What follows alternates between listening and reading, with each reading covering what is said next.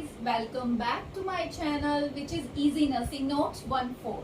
So in today's video I'll tell you about spontaneous abortion. मैंने आपसे बताया था कि अब जितनी भी वीडियोस आएंगी वो अबॉर्शन की सीरीज होंगी. डेली आपको एक वीडियो मिलेगी अबॉर्शन के टाइप पे, उसकी मैनेजमेंट पे.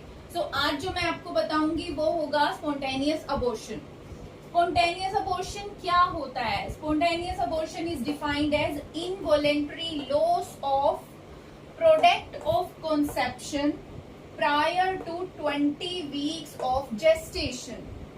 Spontaneous abortion का मतलब है अगर product of conception 20 हफ्ते की प्रेगनेंसी से पहले ही अपने आप बाहर आ जाता है, इनवॉलेंट्रीली उसका लॉस हो जाता है, ना चाहते हुए भी. कपल की कोई इच्छा नहीं है, ना चाहते हुए भी उनके प्रोडक्ट ऑफ कंसेप्शन का लॉस हो गया है 20 हफ्ते की जेस्टेशन से पहले, तो हम उस अबॉर्शन को स्पॉन्टेनियस अबॉर्शन कहते हैं. क्लियर? अब हम आते हैं what are the causes of spontaneous abortion. Spontaneous abortion की क्या वजह होती है? First cause abnormal fetal formation. अगर फीटल की फॉर्मेशन अच्छे से नहीं हुई है, नॉर्मली नहीं डेवलप हो पाया है, तो वो स्पॉन्टेनियसली अबॉर्ट हो जाता है. इट मीन्स कि वो 20 हफ्ते की प्रेगनेंसी से पहले ही अपने आप बाहर आ जाएगा, उसका लॉस हो जाएगा. सेकेंड कोज इम्यूनोलॉजिकल फैक्टर्स. कुछ इम्यूनोलॉजिकल फैक्टर्स होते हैं जैसे कि मदर का इम्यून रिस्पॉन्स है, उसी ने रिजेक्ट कर दिया अपने फीटस को, तो स्पॉन्टेनियसली अबॉर्शन अकर हो जाता है. थर्ड कोज इम्प्लांटेशन एबनॉर्मैलिटी.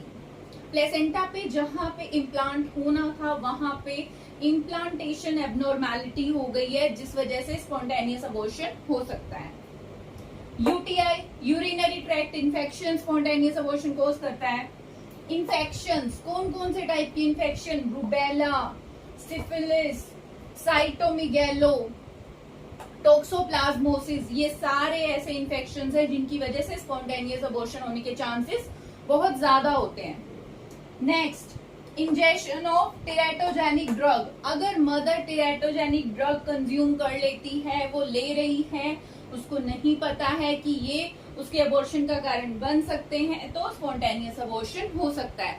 दोबारा मैं आप लोगों को बता देती हूँ स्पॉन्टेनियस अबॉर्शन का क्या मतलब है. स्पॉन्टेनियस अबॉर्शन का मतलब है इनवॉलेंट्रीली लॉस हो जाना प्रोडक्ट ऑफ कंसेप्शन का 20 हफ्ते की प्रेगनेंसी से पहले. अगर प्रेगनेंसी की 20 हफ्ते से पहले इनवॉलेंट्रीली प्रोडक्ट ऑफ कंसेप्शन का लॉस हो जाता है, तो हम उसे स्पॉन्टेनियस अबॉर्शन कहते हैं. नेक्स्ट हम देखेंगे थ्रेटेंड अबॉर्शन. थ्रेटेंड अबॉर्शन क्या होता है? स्पॉन्टेनियस अबॉर्शन के अंदर अब आगे फर्दर अदर अबॉर्शंस के टाइप आते हैं, उसमें से एक है threatened abortion. Threatened abortion is a clinical entity where the process of abortion has started but has not progressed to a state from which recovery is impossible. इसका मतलब है थ्रेटेंड अबॉर्शन एक ऐसी क्लिनिकल एंटिटी है जहां पे abortion का process start हो चुका है, लेकिन वो उस स्टेट तक आगे प्रोग्रेस नहीं हुआ कि जहां से रिकवरी इम्पॉसिबल हो. इसका मतलब है threatened.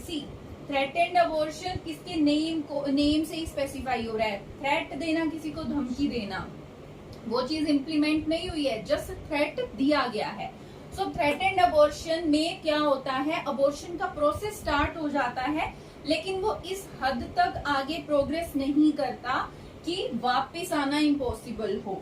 So again I will repeat, it's a clinical entity where the process of abortion has started but has not progressed to a state from which recovery is impossible. Abortion का process start हो गया, लेकिन वो आगे इतना progress नहीं हुआ कि वापस आना इम्पॉसिबल हो. रिकवरी हो जाती है, इसमें थ्रेट मिलता है जस्ट अबॉर्शन का. क्लिनिकल फीचर्स क्या होते हैं? सी गाइज, क्लिनिकल फीचर समझना बहुत जरूरी है अबॉर्शंस के टाइप को अलग अलग समझने के लिए. सो अगर पेशेंट को थ्रेटेंड अबॉर्शन हुआ है तो आपको कैसे समझ में आएगा? कुछ सिम्टम्स हैं जो आपको पता होने चाहिए. क्लिनिकल फीचर्स क्या होते हैं थ्रेटेंड अबॉर्शन के? ब्लीडिंग पर वेजाइना, वेजाइना से ब्लीडिंग होगी, but slight and bright red in colour. जो ब्लीडिंग वेजाइना से होगी वो स्लाइट होगी, हल्की होगी, कम होगी और ब्राइट रेड कलर की ब्लीडिंग होगी थ्रेटेंड अबॉर्शन में। Second clinical feature pen.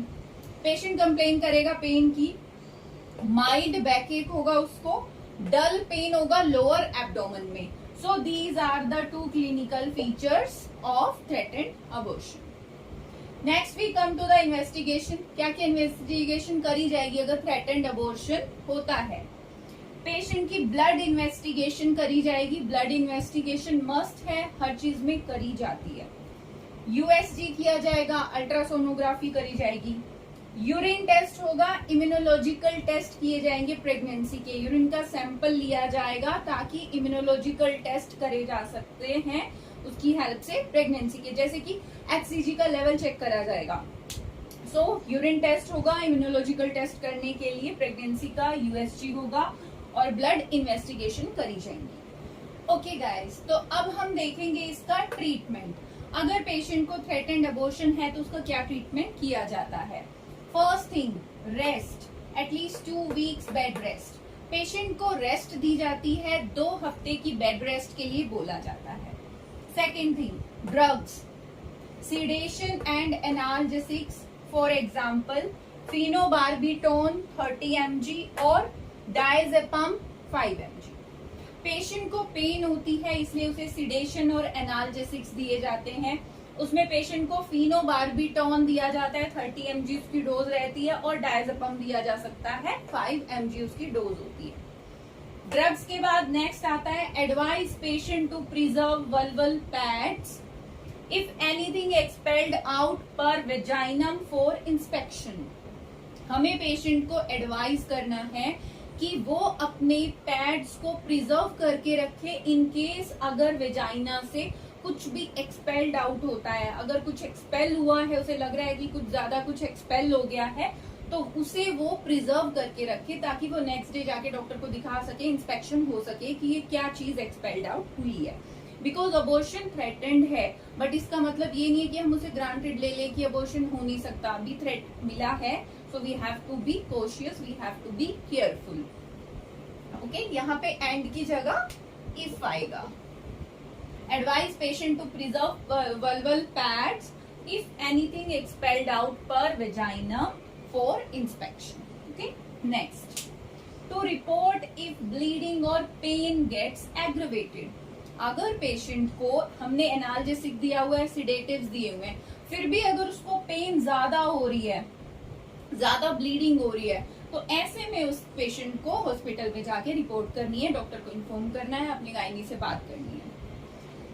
Next, avoid heavy work. Patient को बोलना है कि वो हैवी वर्क बिल्कुल अवॉइड करे, हैवी वर्क नहीं करना, हैवी लिफ्टिंग नहीं करनी। Next, routine note of pulse, temperature and vaginal bleeding. Patient का रूटीनली पल्स चेक करना है, टेम्परेचर चेक करना है और वेजाइनल ब्लीडिंग को इंस्पेक्ट करना जरूरी है। Coitus is contraindicated during this period. जब किसी पेशेंट को थ्रेटेंड अबॉर्शन होता है तो उन्हें उस दौरान कोइटस को बिल्कुल अवॉइड करना होता है, कॉन्ट्राइंडिकेटेड है। Coitus means intercourse, sexual intercourse. तो सेक्सुअल इंटरकोर्स कॉन्ट्राइंडिकेटेड होता है during this period. Next, follow up after 1 month to assess growth of the fetus. Threatened abortion patient को हुआ, उसने ट्रीटमेंट लिया, बेड रेस्ट करी, एनाल्जेसिक लिया, अभी पेशेंट ठीक फील कर रहा है, बट इट डजंट मीन कि वो दोबारा हॉस्पिटल नहीं जाएगा फॉलोअप के लिए। उसे आफ्टर 1 month फॉलोअप के लिए जाना है हॉस्पिटल में, ताकि डॉक्टर्स चेक करके बताएं उसे कि उसके फीटस की ग्रोथ कैसी हो रही है, नॉर्मल चल रही है, डिले है, क्या चीज है, वो सब असेस करने के लिए फॉलोअप करना बहुत जरूरी है। क्या क्या ट्रीटमेंट है मैं दोबारा से रिपीट कर देती हूँ। थ्रेटेंड अबॉर्शन में पेशेंट को रेस्ट दी जाती है, 2 वीक्स की बेड रेस्ट। ड्रग्स, सिडेशन और एनाल्जेसिक्स जैसे कि फिनोबार्बिटोन दे सकते हैं, डायजेपम दे सकते हैं। Advise patient to preserve vulval pad if anything expelled out per vaginam. अगर वेजाइना से कुछ एक्सपेल्ड आउट होता है तो उसे इंस्पेक्शन के लिए प्रिजर्व करके रखने के लिए पेशेंट को बोलना है। टू रिपोर्ट इफ ब्लीडिंग और पेन गेट्स एग्रवेटेड। अगर पेशेंट को पेन बहुत ज्यादा बढ़ गई है, उसकी ब्लीडिंग ज्यादा बढ़ गई है, तो उसे रिपोर्ट करना है डॉक्टर को।